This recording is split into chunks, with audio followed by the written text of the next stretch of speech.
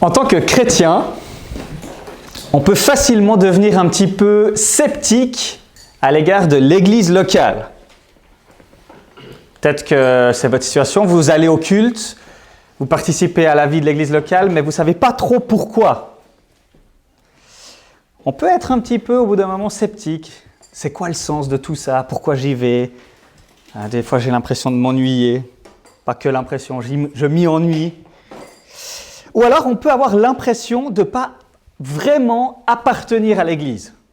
Vous allez au culte, vous faites les activités de l'église, mais vous n'avez pas l'impression que vous faites partie de cette communauté. Que si vous n'étiez pas là, eh ben, ça ne changerait rien à la communauté. Peut-être que vous dites, ouais, en fait, je n'appartiens pas vraiment à cette église. Ou alors, tu es très investi dans ton église, et puis tu te dis que toi, tu fais partie vraiment de l'église. Et puis tu te demandes, qu'est-ce que les autres y font? Tu es là, mais purée, moi, je fais beaucoup. Si moi, je n'étais pas là, ben, il n'y aurait pas l'église. Si lui, il n'était pas là, ben, ça changerait. Enfin, l'église continuerait. Aussi, peut-être tu te dis, bah, des fois, ce serait peut-être plus simple de ne pas aller à l'église. Ça t'épargnerait un grand nombre de souffrances. Ce serait beaucoup plus facile. Peut-être que tu penses ça. Le texte qu'on a lu, donc on a lu tout le chapitre, et ce matin, on va se concentrer sur les versets 12 à 27. Et ces versets 12 à 27, qu'on va creuser ensemble, viennent répondre à chacune de ces questions que j'ai pu nommer. Donc si tu te retrouves dans l'une de ces questions, où tu t'es déjà retrouvé, où tu connais des gens qui se retrouvent un petit peu là-dedans, ce texte va vraiment pouvoir répondre à chacune de nos questions. On va voir au travers de ce texte que l'Église locale est une conséquence directe de l'œuvre de l'Esprit en nous. On va voir que ce qui fait qu'on appartient à l'Église, ce n'est pas notre niveau d'engagement ou quoi que ce soit, c'est le Saint-Esprit qui nous a choisis, qui nous a placés dans cette Église, que ce n'est pas par nos œuvres qu'on appartient à l'Église, c'est grâce à l'œuvre de Dieu en nous. Et puis on va voir le genre d'unité glorieuse à laquelle Jésus nous invite. Il nous invite à former un corps, à s'aimer les uns les autres, à prendre soin les uns des autres. Et on va voir à quel point c'est glorieux, ce à quoi Jésus nous invite à vivre, ce que l'Esprit nous invite à vivre dans l'Église locale. Commençons au verset, on va lire le verset 12. Avant ça, je vous rappelle peut-être la structure du chapitre. Des versets 1 à 3, on avait vu l'introduction. Vous vous souvenez? Personne ne peut dire Jésus est Seigneur si ce n'est par l'Esprit. Si tu es chrétien et que tu crois que Jésus est Seigneur et que tu as envie de vivre en accord avec ça, c'est parce que le Saint-Esprit a accompli un miracle en toi. Versets 1 à 3. Il avait comparé juifs, non-juifs, chrétien, non chrétien. Qu'est-ce que c'était un chrétien? Celui qui dit Jésus est Seigneur, et on peut dire Jésus est Seigneur uniquement par l'œuvre de l'Esprit. Versets 4 à 11, on avait vu Paul décrivait 9 dons spirituels, et puis il disait que c'était le Saint-Esprit qui distribuait les dons comme il voulait. Et la dernière prédication, on a fait une théologie biblique des dons spirituels, et on a vu différents éléments, notamment qu'une partie des dons qui étaient donnés à l'Église, c'était les pasteurs, et que le ministère pastoral était un don surnaturel qui était fait dans la dépendance à l'Esprit. Et on avait aussi vu la deuxième liste des dons, versets 28 à 30, qu'on trouve dans ce même chapitre. Et puis, on n'avait pas vu les versets 12 à 27, où là, Paul parle de l'image du corps. Et puis, le verset 31, c'est la transition avec le chapitre 13. Voilà un petit peu le cadre général. Donc aujourd'hui, on ne va pas revenir directement sur les dons spirituels, mais on va se concentrer sur cette image du corps. Commençons verset 12. Le corps forme un tout, mais a pourtant plusieurs organes. Et tous les organes du corps, malgré leur grand nombre, ne forment qu'un seul corps. Il en va de même pour Christ. Paul utilise l'image du corps, c'est parti. Il l'a annoncé, 16 verset 12, on commence avec l'image du corps et Paul l'utilise pour dire qu'on est un seul corps composé de plusieurs organes, c'est-à-dire il y a l'unité et la diversité. La diversité n'annule pas l'unité, l'unité n'annule pas la diversité, c'est l'unité dans la diversité. Quel est l'arrière-plan de cette image du corps? Alors il y a plusieurs propositions. Est-ce que c'est la philosophie stoïcienne? Il parlait du corps comme le monde était le cosmos, un corps ordré. Un autre arrière-plan, c'est qu'à Corinthe, on a retrouvé, vous pouvez trouver une vaste collection de modèles en terre cuite de parties du corps, des oreilles, enfin différents membres de corps. On a retrouvé des petites statues en terre cuite, et puis on imagine, c'était utilisé dans les temples, parce qu'il y avait certaines divinités qui allaient guérir les malades, et puis on amenait ces parties malades, et puis peut-être une hypothèse, c'est que les gens de Corinthe, ils avaient vu dans ces temples ces corps en terre cuite, ces membres de corps, ces organes, une main, une oreille, etc., en terre cuite, complètement séparés. Et puis ce serait ça l'arrière-plan. Bon, ça, on ne sait pas. Mais la plupart des gens sont d'accord, c'est qu'une image souvent utilisée, le corps était une image qui était souvent utilisée en faveur de l'unité de la société en raison d'une structure politique hiérarchique. C'est-à-dire qu'on a des exemples de politiciens qui vont utiliser l'image du corps pour dire chacun a sa place. Il y a les nobles, il y a nous qui prenons les décisions, il y a les gens qui travaillent pour nous nourrir, et puis on forme un tout et on a besoin les uns des autres et on doit vivre ensemble. On a par exemple Livy qui place sur les lèvres du sénateur Menenius Agrippa en 494 avant Jésus-Christ, il va utiliser l'image du corps en disant que les membres actifs, les bras, les mains, les jambes, c'est les ouvriers ou la plèbe. D'accord ? Et puis ils ne veulent plus nourrir le ventre. Et le ventre, c'est l'élite de la société. Et puis, il utilise cette image en disant « Ok, vous pouvez faire les malins parce qu'ils faisaient une grève, ils ne voulaient plus travailler. Faites les malins, mais vous ne vous rendez pas compte que non seulement vous nous détruisez, nous, si la main refuse de nourrir et puis la bouche, elle refuse de mâcher, ok, vous détruisez le ventre, mais vous détruisez aussi vous. Donc, retournez au travail parce qu'on va tous être perdants parce qu'on forme un corps avec évidemment des rôles différents. Donc, on voit que c'était assez courant pour les gens, mais c'était utilisé d'une manière politique. Et puis, pour réaffirmer une hiérarchie entre les esclaves et les libres, et puis c'était normal que les esclaves. Paul va réutiliser cette image du corps, mais il va totalement la subvertir. Parce qu'il ne va pas l'utiliser pour réaffirmer une hiérarchie dans l'Église, il va l'utiliser pour dire aux responsables de l'Église qu'ils doivent plus prendre soin des membres plus faibles de la communauté. Il reprend cette image pas pour dire les plus faibles de la communauté, continuez à servir les autres comme il le faut. Il fait l'inverse, il dit, vous les qui êtes plus forts, vous devez prendre soin des plus faibles dans la communauté. Vous ne devez pas abuser de votre statut. Paul, il va, dans ce texte, avec ces images, il va encourager et reprendre deux types de personnes dans l'église de Corinthe. Certains dans l'église commettent le péché de croire qu'ils n'appartiennent pas à l'église. Verset 15, regardez le verset 15. « Si le pied disait, puisque je ne suis pas une main, je n'appartiens pas au corps, ne ferait-il pas partie du corps pour autant ?» Il y avait des Corinthiens qui pensaient qu'ils n'appartenaient pas au corps. Et Paul s'adresse à eux avec cette image en disant « C'est absurde, vous faites partie du corps, ce n'est pas parce que tu n'es pas une main que tu n'appartiens pas au corps. » D'accord ? Donc il y avait ceux qui se sentaient exclus, qui n'avaient pas l'impression d'appartenir au corps. Et puis, certains dans l'Église, deuxième type de personnes, donc les premiers commettaient le péché de croire qu'ils n'appartenaient pas à l'Église, et puis les autres, ils commettent le péché de croire qu'ils n'ont pas besoin des autres. Et si vous regardez verset 21, « L'œil ne peut pas dire à la main, je n'ai pas besoin de toi, ni la tête dire aux pieds, je n'ai pas besoin de vous. » Donc cette image du corps, Paul va la développer pour adresser ces deux types de personnes et puis enseigner tout un ensemble de choses. Ce qu'on va voir, on va voir au verset 13 que Paul il dit « On est tous habités par le même esprit de Dieu en vue de quelque chose de particulier pour former un corps. » Ensuite, on verra dans les versets 14 à 20 que chaque membre appartient au corps, non en raison de ses œuvres, mais en raison de l'œuvre de Dieu. Et puis, on va voir ensuite dans le verset 21 à 27 que nous avons tous besoin les uns des autres, qu'aucun membre ne représente à lui seul le corps. Et puis, on verra qu'on est appelé à souffrir et à se réjouir ensemble à la lumière de l'Évangile. Verset 13.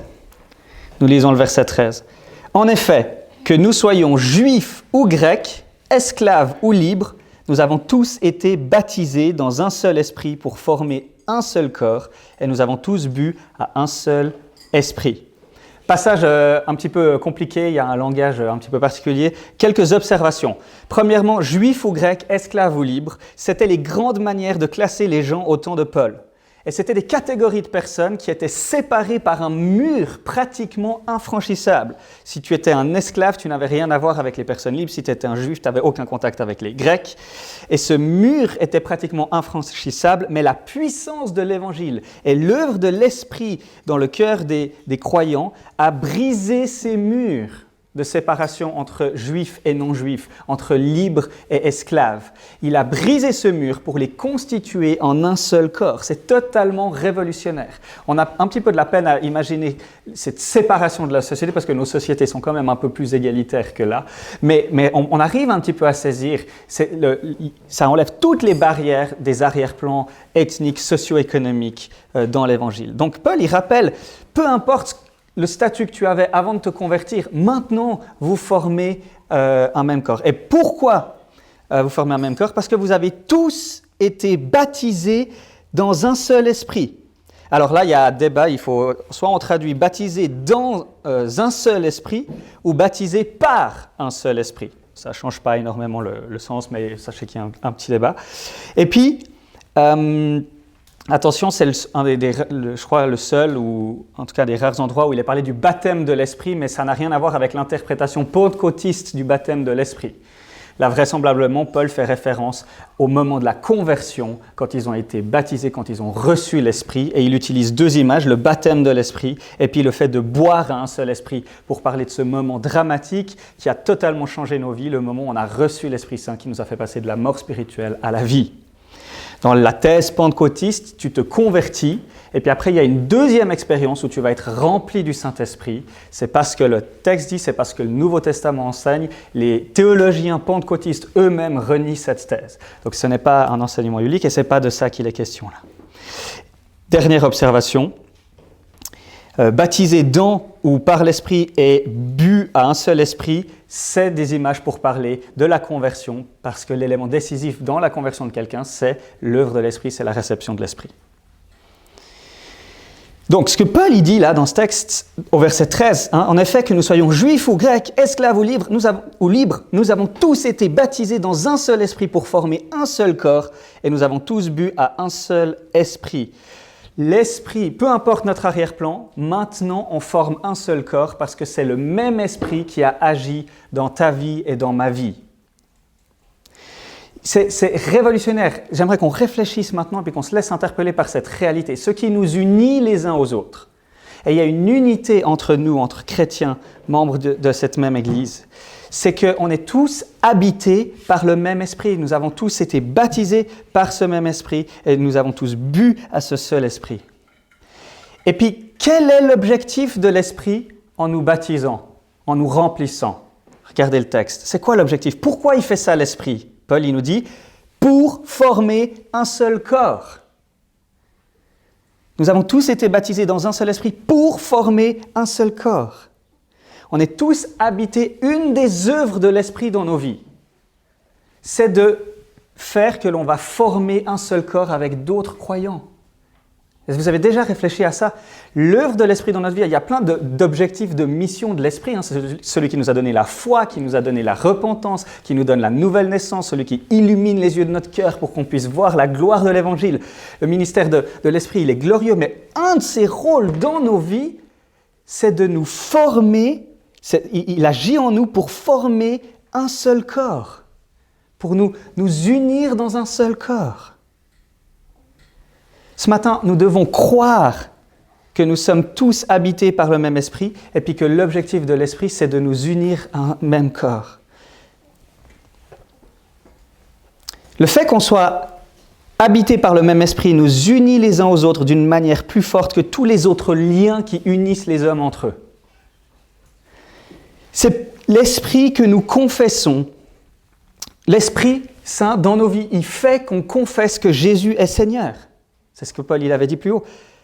Nous sommes tous habités par ce même Esprit qui a transformé notre être afin que l'on ne désire plus vivre pour nous-mêmes, mais qu'on désire vivre pour Dieu. On a tous eu cette même expérience, on a tous la même présence de cet esprit qui nous fait nous décentrer de nous pour nous centrer sur Jésus-Christ. C'est le même Esprit Saint de Dieu qui habite chaque chrétien. Le même Esprit Saint de Dieu qui habite chaque chrétien nous fait aimer Jésus-Christ plus que tout le temps.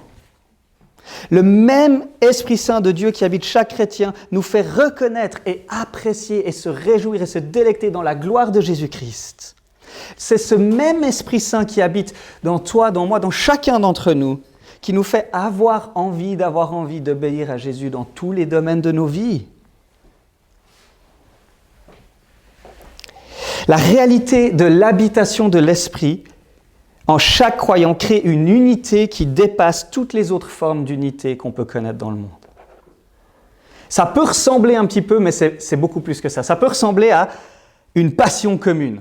Tu croises quelqu'un que tu connais, tu n'as jamais rencontré, puis tout te sépare, ton niveau social, ton niveau économique, ton métier, tu es originaire de 2 pays différents, mais vous êtes les 2 passionnés par le même club de foot. Alors là, tout d'un coup, vous vous comprenez et quand vous parlez de ça, vous êtes pareil. Ou vous êtes passionné par un même film, une même série, vous êtes tout d'un coup passionné par un auteur, un écrivain particulier. Et tu rencontres quelqu'un et tout d'un coup, vous êtes les 2 au même point passionnés, ça va créer une unité. Même si tout le reste vous sépare. Mais sur ce point, vous serez d'accord, ça va pendant le temps de la discussion, relativiser les autres différences, qu'ils soient juifs ou grecs, qu'ils soient libres ou esclaves. Mais peut-être que c'est le seul sujet sur lequel vous pourrez parler, parce que sur tous les autres sujets, vous allez être divisés et opposés. Voyez ? Donc ça peut se vivre comme ça. Mais là, ce n'est pas de ça qu'on parle. L'Esprit, il nous unit. Et puis même si tout nous sépare, nos opinions politiques, notre arrière-plan socio-économique, nos loisirs, tout notre système familial, si tout nous oppose, parce que nous sommes habités par le même esprit, la présence de cet esprit et notre désir de dire Jésus est Seigneur relativise tous les autres domaines de nos vies. Et ça fait qu'avec cette personne, avec ce chrétien qui peut-être tout me sépare de lui, j'ai infiniment plus en commun avec lui qu'avec quelqu'un qui serait de ma classe sociale et qui aurait mes hobbies et mes trucs. Pourquoi ? Parce qu'entre chrétiens, en raison de la présence de l'Esprit, tout nous réunit. L'Esprit en nous fait désirer que Christ soit glorifié dans tous les domaines de nos vies et de ce fait, nous sommes d'accord sur tout. Nous sommes d'accord de dire Jésus est Seigneur sur mon origine ethnique, Jésus est Seigneur sur mes opinions politiques, Jésus est Seigneur sur mes valeurs. Non seulement les autres aspects de nos vies sont relativisés par le fait de notre identité, que notre identité première, elle est d'être en Jésus-Christ, mais en plus, tous les aspects de nos vies, même si on n'est pas d'accord, on a le même objectif. On peut avoir des opinions politiques différentes, mais notre même objectif, c'est de glorifier Dieu dans nos opinions politiques et dans notre engagement politique. Et ça nous unit. Et c'est la même chose, on peut avoir des visions différentes de comment on est censé vivre la famille, de comment on est censé vivre notre gestion de l'argent, etc. Mais ce qui nous unit, c'est qu'on est tous habités par le même esprit qui nous donne le même désir de glorifier et d'obéir à Jésus dans tous ces domaines. Vous voyez comment cette unité, le fait qu'on est tous habités par le même esprit, crée une unité unique.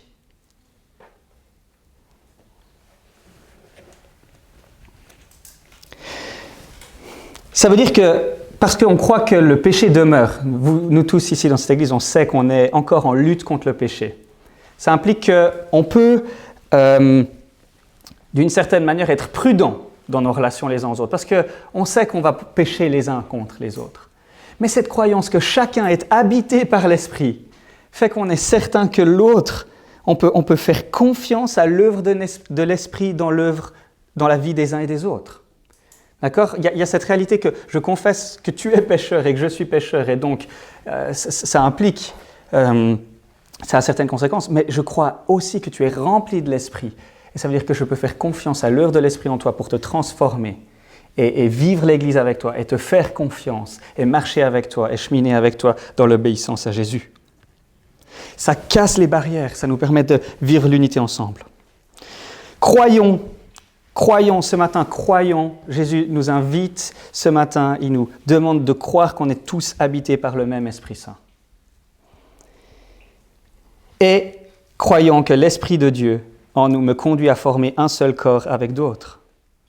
C'est impossible d'être rempli de l'Esprit sans avoir ce désir d'être membre d'une église locale, où tu vas te retrouver à souffrir avec ceux qui souffrent et à te réjouir avec ceux qui se réjouissent, avec ceux qui sont honorés. Si l'Esprit vit en toi, tu vas avoir envie de vivre ce genre de communauté. Quelqu'un qui dirait qu'il n'a pas besoin de l'église locale et qu'il n'a pas le désir de former un corps avec les chrétiens que Dieu place autour de lui dans la communauté chrétienne,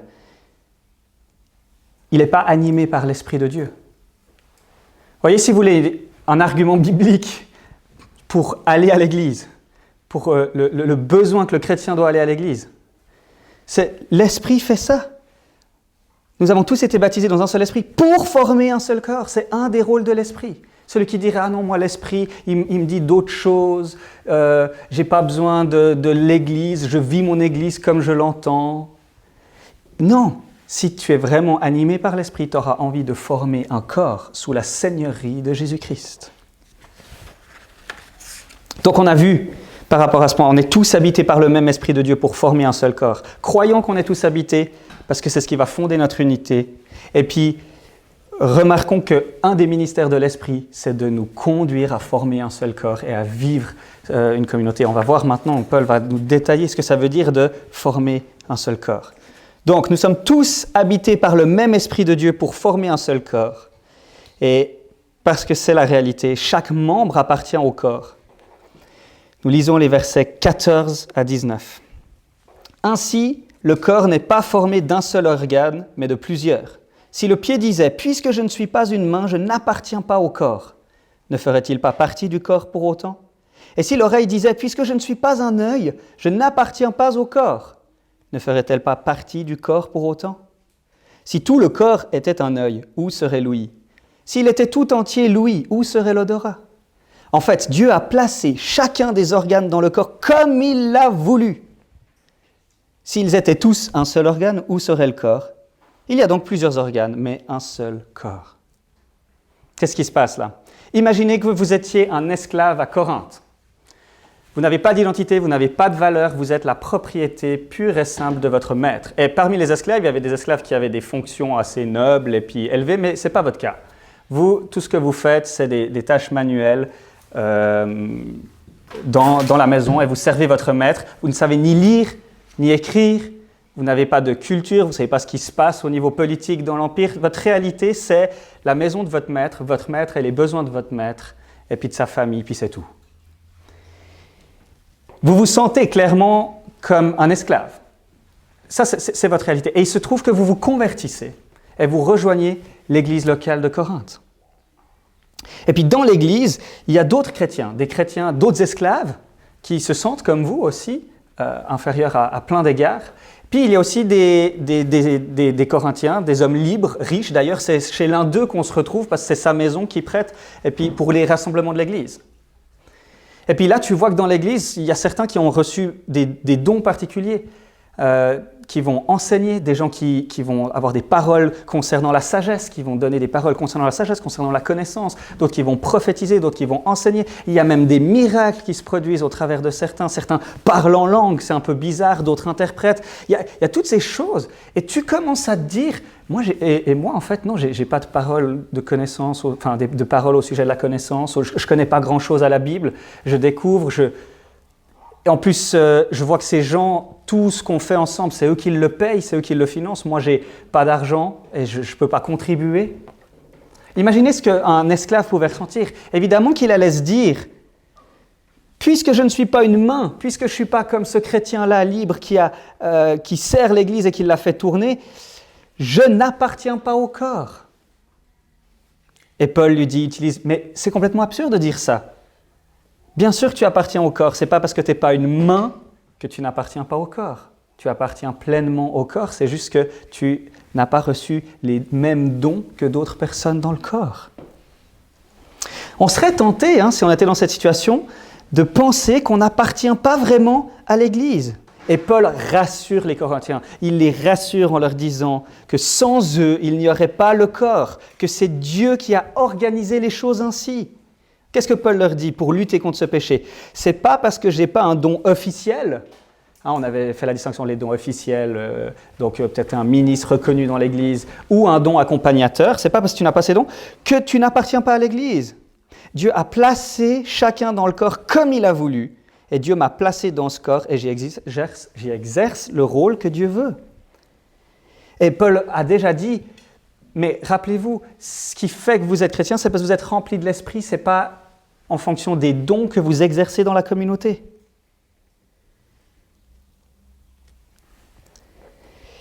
Vous voyez, ils avaient un peu l'impression qu'ils devaient mériter leur appartenance dans l'Église. Et puis, puisqu'ils n'avaient pas les dons, les compétences ou l'engagement nécessaire, ils ne se sentaient pas faire partie de l'Église.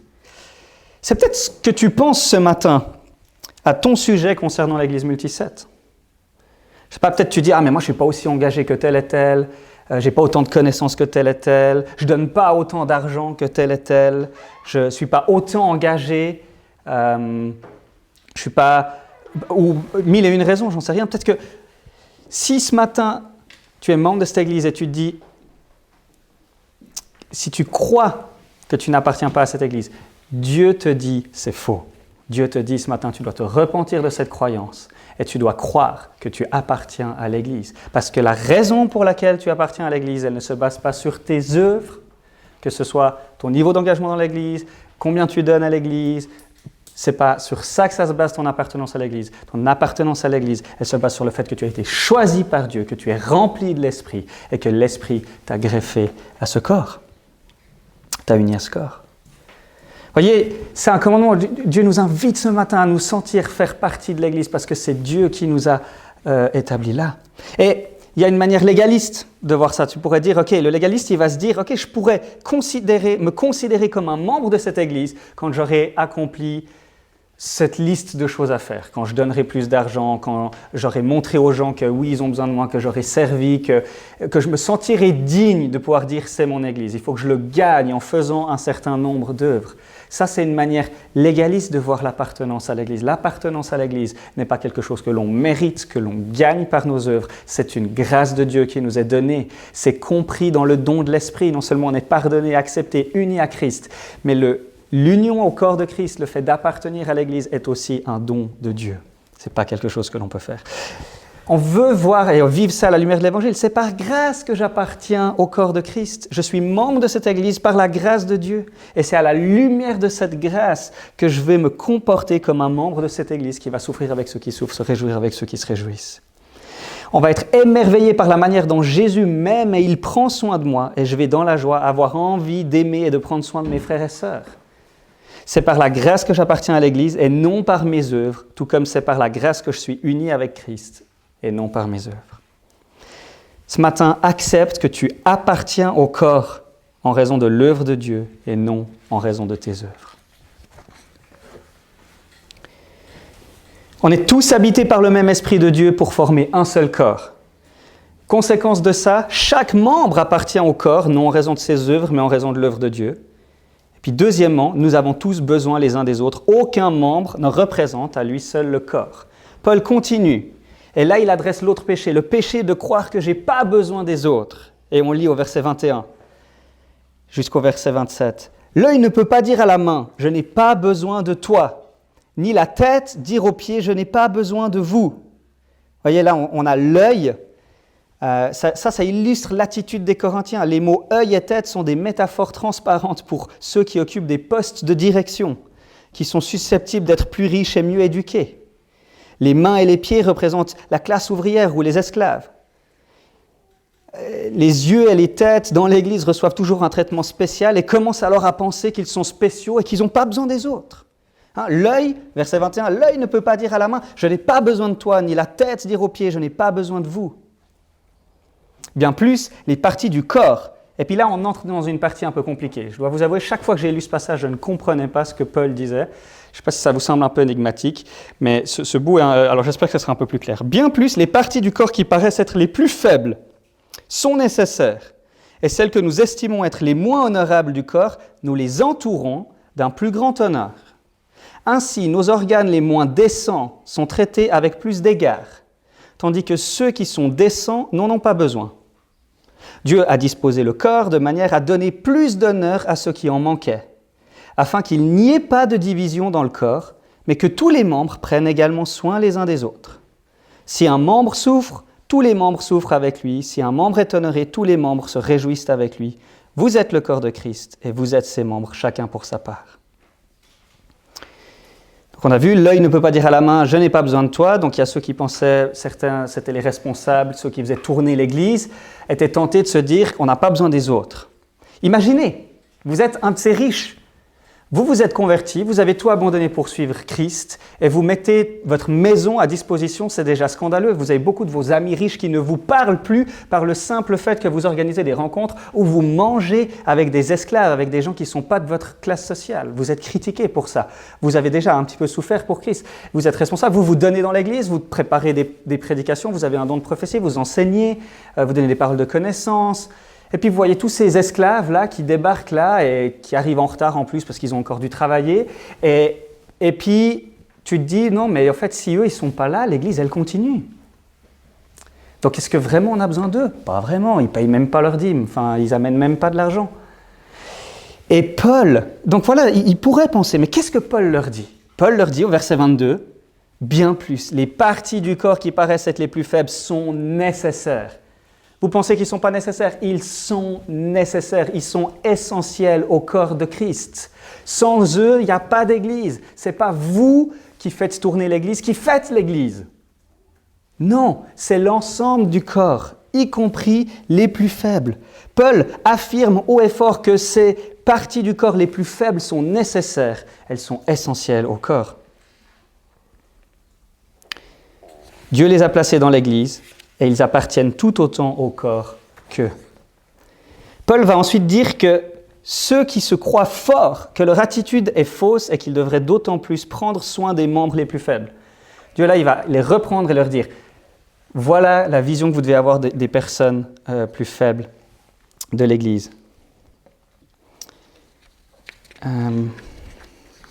Donc ces personnes plus faibles, sont probablement les membres de l'Église qui avaient un niveau socio-économique plus bas comme les esclaves. Et en raison de ce statut socialement inférieur, ils étaient plus faibles aussi psychologiquement. Et également, ça c'est selon certains commentateurs. Donc voilà ce que Paul va dire. Verset 22. Bien plus, les parties du corps qui paraissent être les plus faibles sont nécessaires, et celles que nous estimons être les moins honorables du corps, nous les entourons d'un plus grand honneur. Ainsi, nos organes les moins décents sont traités avec plus d'égard, tandis que ceux qui sont décents n'en ont pas besoin. Alors, premièrement, quelques observations par rapport à ce passage que j'ai toujours trouvé compliqué.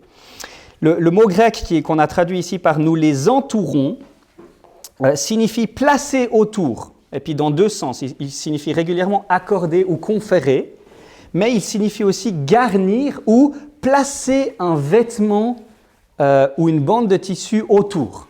Donc c'est bien traduit pour nous de dire entourer, mais il y a l'idée d'habiller aussi, ou d'accorder une certaine estime. Et puis dans le verset 23, il y a des jeux de mots. D'accord?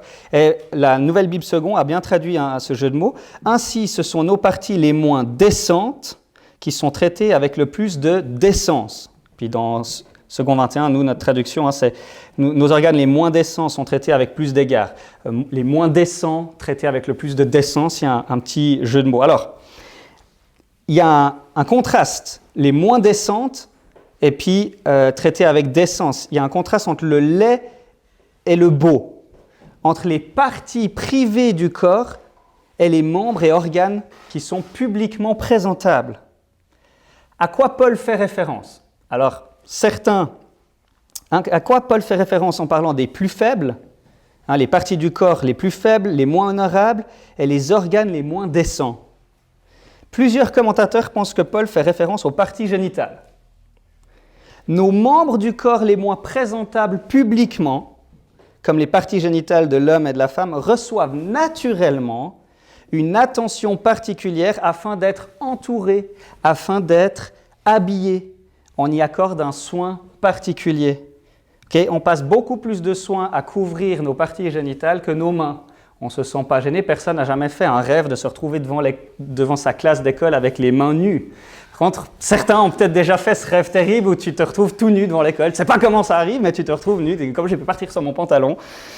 Et ça crée, et ce que Paul il est en train de dire, c'est, les gars, regardez, les membres les plus faibles, les parties génitales, vous passez beaucoup plus de temps à les habiller, à les entourer, parce qu'elles ont une valeur en raison de ce qu'elles sont, elles reçoivent plus d'attention.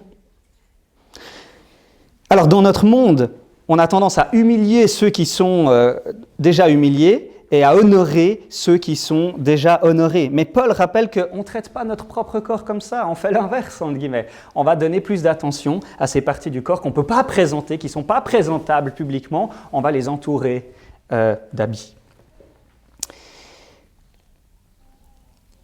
Paul continue en disant, pourquoi c'est comme ça? Pourquoi dans l'Église il y a ce genre de membres? Parce que c'est Dieu qui l'a voulu ainsi et que Dieu est glorifié par cela. Regardez au verset 24, deuxième partie, tandis que ceux qui sont descendants n'ont pas besoin, Dieu a disposé le corps de manière à donner plus d'honneur à ce qui en manquait. Dieu, il a disposé, il a établi, il a choisi que le corps soit comme ça. C'est lui qui a placé ça. Il y aura toujours des gens qui demanderont plus d'attention dans l'Église et c'est un don de Dieu. Dieu, il l'a voulu comme ça. Et pourquoi il fait ça? Verset 25. Afin qu'il n'y ait pas de division dans le corps, qu'on soit obligé de prendre soin les uns des autres, mais que tous les membres prennent également soin les uns des autres. Deux objectifs, qu'il n'y ait pas de division et puis qu'on prenne soin les uns des autres. Dieu, il a disposé le corps ainsi pour deux raisons, nous dit le texte, pour qu'il n'y ait pas de division et pour qu'on prenne soin les uns des autres. Vous voyez ça? Versets 24 et 25. Pas de division, car chacun va accepter que c'est Dieu le Saint-Esprit qui distribue les dons comme il veut et à qui il veut. Et c'est OK si je n'ai pas reçu le don d'être une main et puis que je suis une partie génitale. Ce n'est pas un problème. Je peux accepter ça et je reconnais que j'ai besoin des autres et que les autres ont besoin de moi. Et une autre application, c'est que si tu es c'est une évidence qu'en tant que... Il y avait une valorisation de ces plus faibles dans l'Église. Après, qu'est-ce que ça veut dire? Mais si c'est les parties génitales, tout le monde sait que tu n'existes plus sans les parties génitales. Tu ne peux pas te reproduire. Donc les plus faibles ne sont pas en fait ces plus faibles comme on le croit. Paul établit là un renversement. Ces plus faibles dans l'Église. Et vous, les mains, c'est votre gloire que de pouvoir prendre soin des plus faibles. Et vous, ceux qui sont peut-être plus riches, qui ont reçu des dons, c'est votre privilège de pouvoir prendre soin de ces autres membres. Et vous, les autres membres, c'est votre privilège de savoir que vous appartenez à cette Église et que vous êtes une partie essentielle du corps. Et puis deuxièmement, pour que l'on prenne soin les uns des autres. Alors comment est-ce qu'on prend soin les uns des autres? Paul nous le dit au verset 26. En souffrant et en se réjouissant ensemble. Si un membre souffre, tous les membres souffrent avec lui. On a tous déjà vécu ça, on sait, si tu as une angine, tu as mal au cou, c'est que le cou qui ne va pas, mais c'est tout ton corps qui est touché. Si tu t'arraches un ongle, c'est que l'ongle qui est touché, mais c'est tout ton corps entier qui souffre. Si un membre souffre, tous les membres souffrent avec lui. Si un membre est honoré, tous les membres se réjouissent avec lui. Vous êtes le corps de Christ et vous êtes ses membres, chacun pour sa part. Donc Paul, là, on a vu dans cette partie, il reprend les riches qui pensent qu'ils n'ont pas besoin d'eux. Quelques questions pour nous. Est-ce que je suis coupable du péché d'autosuffisance des Corinthiens? Est-ce que je pense que certains membres de l'Église Multicète pourraient ne pas être là et que ça ne changerait rien? Est-ce que j'ai compris que Dieu va toujours placer dans l'Église des personnes plus faibles pour que le corps puisse les entourer de soins particuliers et que c'est glorieux et que je me réjouis de ça? Est-ce que j'aime assez les membres de l'Église pour être en mesure de souffrir avec ceux qui souffrent et de me réjouir avec ceux qui sont réjouis? Est-ce que je suis quelque part coupable du péché d'autosuffisance des Corinthiens, de croire qu'il y a des gens qui sont... On pourrait les enlever, ça ne changerait rien. Et si c'est le cas, nous devons nous repentir. Repens-toi aujourd'hui et demande à Dieu de t'aider à voir différemment l'Église et les membres que tu considères de haut. Et puis ce n'est pas forcément... forcément ceux qui ont des positions de service dans l'Église qui vont dénigrer les autres. Ça peut être ceux enfin, on est tellement pécheurs qu'on peut pécher dans tous les sens à ce niveau-là. Ce n'est pas lié à j'ai tel don, donc forcément je pense que je n'ai pas besoin des autres. On arrive à tordre les choses dans tous les sens. Mais si c'est notre cas, si tu crois que tu n'appartiens pas à ce corps, repens-toi. Et si tu crois que tu n'as pas besoin des autres, repens-toi ce matin. C'est ce que Jésus nous invite à faire au travers de ce texte. Le programme, c'est le suivant. Si un membre souffre, tous les membres souffrent avec lui. Si un membre est honoré, tous les membres se réjouissent avec lui. On a vu, on est tous habités par le même Esprit de Dieu pour former un seul corps. À cause de ça, chaque membre appartient au corps, pas en raison de ses œuvres, mais en raison de l'œuvre de Dieu qui a disposé le corps ainsi. On a tous besoin les uns des autres, aucun membre ne représente à lui seul le corps. Et finalement, nous allons souffrir et nous réjouir ensemble à la lumière de l'Évangile. Là, l'idée de si un membre est honoré, tous les membres se réjouissent avec lui. Une manière de voir ça, c'est de dire si l'oreille et les doigts d'un musicien sont loués, ou si les mains et les pieds d'un athlète sont loués, une personne reçoit des félicitations pour sa coordination dans son ensemble. L'ensemble de la personne est décrit comme un bon musicien ou un bon athlète, et en effet, une distraction. Enfin, voyez l'idée ? Donc, si un des membres il est honoré, il est doué, en fait, c'est tout le corps qui en bénéficie. Voilà en tout cas une manière de le voir. Dans une église où les membres sont vraiment habités par l'Esprit, les membres vont former un seul corps entre eux, au point qu'ils vont souffrir avec ceux qui souffrent et se réjouir avec ceux qui se réjouissent. Si dans cette église, ça ne me pèse pas les souffrances de mes frères, si je ne suis pas réjoui des bénédictions que mes frères et sœurs y reçoivent, il y a un problème, ce n'est pas le projet de Dieu. Le projet de Dieu, c'est que je puisse me réjouir pour les bénédictions que Dieu donne aux autres, au lieu d'être jaloux. C'est que je puisse souffrir avec ceux qui souffrent, au lieu d'être indifférent. Voilà le chemin auquel le Saint-Esprit, c'est le ministère de l'Esprit en nous, c'est ce qu'il veut faire. Il veut qu'on forme un corps, qu'on puisse se réjouir pour les bénédictions que les autres reçoivent, au lieu d'être jaloux, et qu'on puisse souffrir avec les autres, au lieu d'être indifférent, au lieu de mettre une distance. C'est le programme, c'est la glorieuse volonté de Dieu pour vous et moi. L'Église est un lieu magnifique où on va vivre ça. C'est un membre, au même moment il sera dans la joie d'avoir un bébé et un autre dans la tristesse de ne pas pouvoir en avoir un. 2 membres seront dans la joie de pouvoir se marier et un autre dans la tristesse de ne pas pouvoir se marier. Un membre apprendra qu'il est guéri de sa maladie, alors qu'un autre apprendra qu'il a un cancer en phase terminale, au même moment. On est appelé à nous réjouir avec ceux qui se réjouissent, avec ceux qui sont honorés, et à souffrir avec ceux qui souffrent. C'est la vie de l'Église normale. Donc ceux qui reçoivent des bénédictions, qui sont honorés, ne doivent pas se sentir mal de ça, par peur de... Et ceux qui souffrent ne doivent pas se sentir mal de souffrir, comme s'ils allaient gâcher le plaisir des autres. Non, on va vivre ça en même moment. Tu ne vas pas attendre que les gens aient fini leur souffrance pour annoncer une bonne nouvelle ou cacher ta souffrance pour ne pas ruiner une bonne nouvelle. Ce serait péché. On est appelé à former un corps. L'Esprit veut qu'on forme un corps et c'est uniquement par l'action surnaturelle de l'Esprit qui va nous garder de la jalousie et qu'on va pouvoir se réjouir et qui va nous garder d'être indifférents et qu'on va souffrir les uns avec les autres. On peut vivre ces choses, on peut vivre toutes ces souffrances et ces réjouissances au même moment parce que l'Évangile nous garde de l'indifférence pour nous permettre de souffrir avec ceux qui souffrent. Et l'Évangile nous garde de la jalousie afin de pouvoir nous réjouir avec ceux qui sont honorés. On peut faire ça pour les mauvaises motivations. On pourrait être motivé à vivre cette réalité qu'on forme un seul corps en se réjouissant et en souffrant les uns avec les autres par égoïsme. Par égocentrisme. Peut-être tu entends ça puis tu dis « Oh mince, c'est vrai, je suis pas... j'ai pas envie d'être comme ces Corinthiens, c'était des sales types, moi je vaux mieux que ça. » Donc par égoïsme, tu dis « Non, moi je vais prendre soin des gens plus faibles de l'Église. » Ou tu dis « Mince, si je n'obéis pas à ce commandement, je vais être puni par Dieu. » Ou cela veut peut-être dire que je ne suis pas chrétien. La raison pour laquelle on est jaloux et on est indifférent, c'est l'égoïsme. Donc si ta motivation, c'est de nouveau de l'égoïsme pour souffrir avec ceux qui souffrent et puis te réjouir avec ceux qui se réjouissent, ça ne va pas marcher. Extérieurement, ça pourra donner quelque chose. Mais non, là, ce qui doit nous motiver, ce n'est pas l'égoïsme. Ce qui doit nous motiver, c'est l'Évangile. La seule solution, c'est d'apprendre à être motivé par l'Évangile. Jésus aurait pu rester dans le ciel, dans le bonheur parfait des relations d'amour entre le Père, le Fils et l'Esprit. Il aurait pu rester dans le plaisir, hors de la souffrance.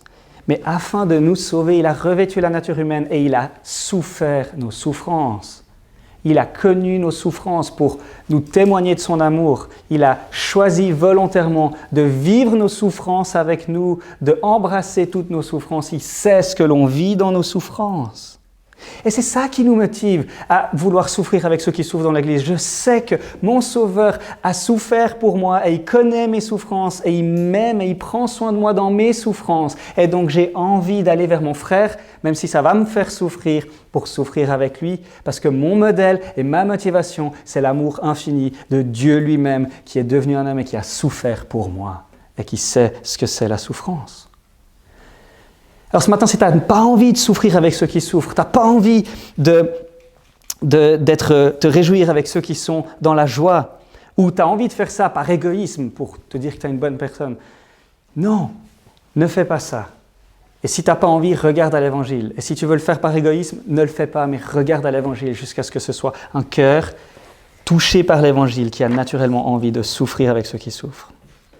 Très rapidement, et on termine là, comment on va vivre ça ? Premièrement, 6 petites choses. En passant du temps ensemble, en apprenant à nous connaître. On ne va pas pouvoir vivre l'Église si on ne se connaît pas, puis si on ne passe pas du temps les uns avec les autres. Et ça veut dire mettre la vie d'Église en priorité par rapport à d'autres activités. Les chrétiens qui ne mettent pas leur vie d'Église en priorité, c'est un message horrible au monde et il y a un vrai problème. On ne va pas pouvoir souffrir avec ceux qui souffrent et se réjouir avec ceux qui se réjouissent si on ne se connaît pas, si on ne s'aime pas. Et ça passe par passer du temps ensemble et ça veut dire, oui, mettre ça dans l'agenda et en faire une priorité. Deuxièmement, en adoptant une vision biblique des diverses souffrances que les uns et les autres peuvent traverser. Ok, on ne sait pas.